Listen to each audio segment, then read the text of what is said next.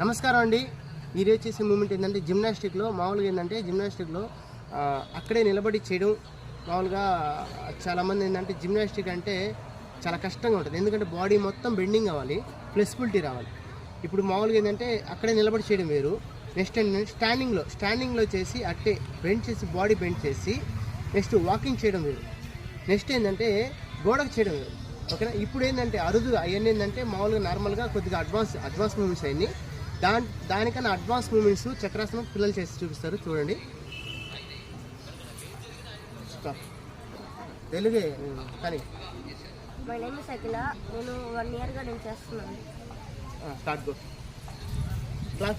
Claps.